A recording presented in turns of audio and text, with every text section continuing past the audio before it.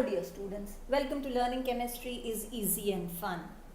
As I always say, if something is easy, it's definitely going to become fun.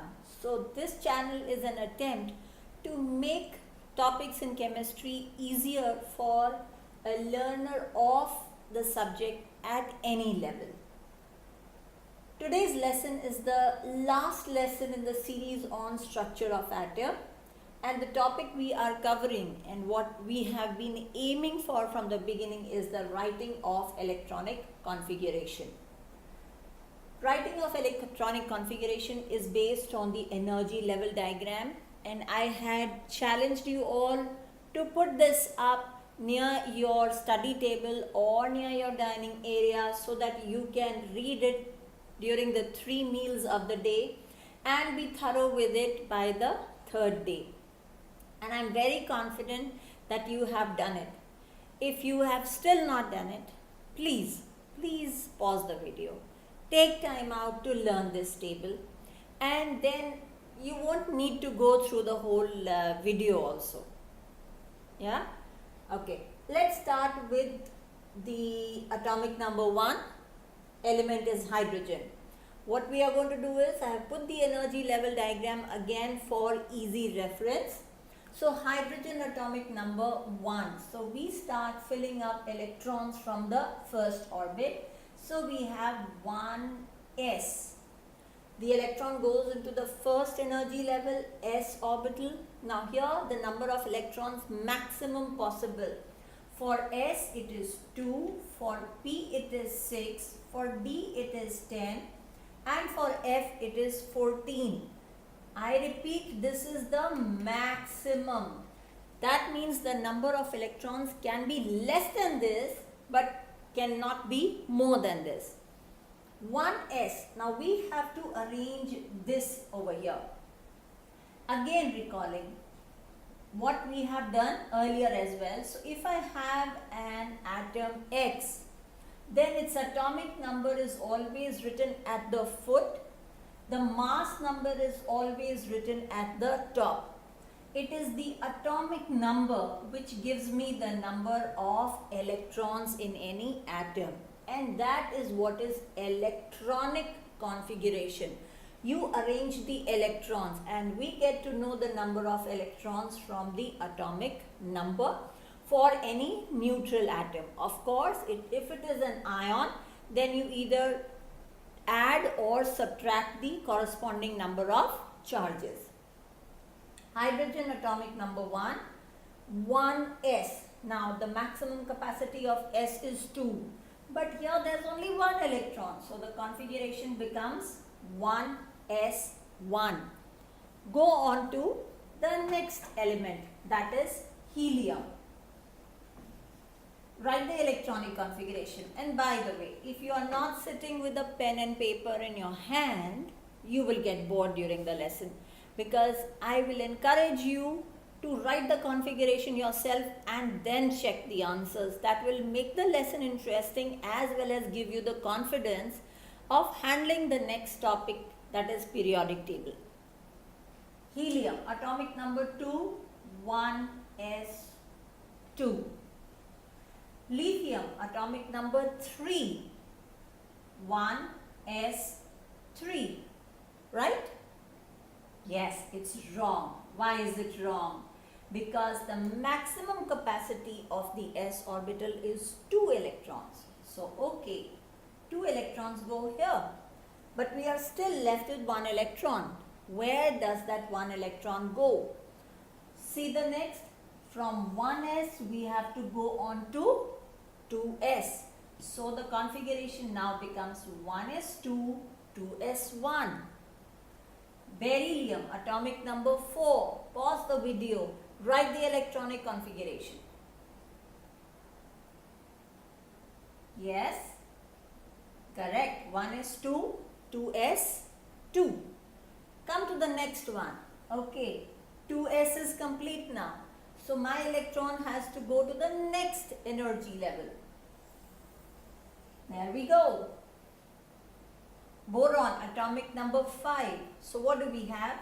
1s2, 2s2, 2p, Yes, only one, because P can take in a maximum of 6 electrons, but there are no 6 electrons, so I can't push electrons into it. Now try writing the electronic configuration of the elements up till atomic number 10. Pause the video, be honest with yourself, just try it. Try writing. I'm telling you, you'll feel very happy with yourself. Okay? 1s2, 2s2, 2p, 2. Go on, 2p3, 2p4. You have to continue writing the inner shell configuration. So 2p3, 2p4, 2p5 and 2p6. Right? Now go on to sodium, atomic number 11. Be careful. Do we write 2p7 at the end? Did you write 2p7 at the end? No, I am very sure you wouldn't have done that, because the energy level diagram is in front of you. After 2p, the next energy level is 3s. So what do we write here for sodium? 1s2, 2s2, 2p6, 3s1. This electronic configuration tells you a lot many things. S1, that means it has one unpaired electron. If I have to put it into the orbital, this is how I will put it. In other words, this electron is unpaired and requires some friend. It doesn't have a companion. It needs a friend, and that is why it undergoes chemical bonding to form compounds where it shows a valency of 1. That means it will have a tendency to share an electron with some other atom in order to pair its singly filled orbital, or in order to pair up its, the unpaired electron. Helium, on the other hand, is 1s2. There you have 1s2. They are happy-go-lucky kinds. They are already friends with each other. There is no availability of more orbitals in the first energy level. And that is why we notice that gases like helium, neon, argon, krypton, xenon, radon are chemically inert. Right? Because their electrons are paired up. Go on to lithium. 1s2, 2s1. Yes. Its electron is unpaired. That is why it will show chemical bonding. All these will also go on to tell us their nature as metal, non-metal, inert gas, which we shall be discussing in the next topic, where we will be talking about periodic table and periodic properties. Have a look at nitrogen, right? It's 2s2, 2p3. If I have to put the outer shell configuration into these boxes which are representing the orbitals, I have S2 and 1, 2, 3. Am I right in this? No. Can you recall what we did in the Hund's rule in the last topic? Yes, it's the Hund's rule of maximum multiplicity. That is, orbitals are first singly filled and then pairing begins, and half filled orbitals are extra stable. So this will go on to tell us two things. What? One, nitrogen has a valency of 3, because there are 3 electrons in nitrogen which don't have friends. They are alone. Second, if you notice, this is half filled. The maximum capacity of p orbital is 6 electrons. It has got 3 electrons in it. So it's half filled. Half filled means exchange energy is high. So half filled orbitals are extra stable. That is why we notice that nitrogen that way is chemically not so reactive. Coming to oxygen, fluorine. Go on to magnesium now. Yes, 1s2, 2s2, 2p6, And what do we have over here? 3s2. Right? Does this make the concept a bit more clearer? Because we shall now be proceeding to the next 7 elements. Again, try writing the electronic configuration of the next 7 elements yourself. I have listed the atomic numbers here. Pause the video, try it yourself. Let us now check your answers, whether you've got them right. Aluminium, 1s2, 2s2, 2p6, that gives me a total of 10 electrons. 3s2, 3p1, so gives me a total of 3 electrons. 10 plus 3 makes it 13. So what we've got is, we've got the electronic configuration of aluminium in place. Give yourself a star if you've got this right. Go on to silicon, 14. So the maximum capacity of p orbital is, yes, 6. So we can still add more electrons to the 3p sublevel. The rest of the configuration remains the same. Phosphorus, 3p3, that also explains its trivalent nature. Sulfur is 3p4, chlorine 3p5, argon 3p6. Again, 3p6, if you notice, 3s2, 3p6, again, all its electrons are paired up. These are electrons with opposite spin, so that is why we write them as two inverted arrows, or you can show it like this. Both are correct. So what we've got over here is, again, all the electrons are paired up. They have friends that don't want to mingle with anybody. That is why argon is an inert gas.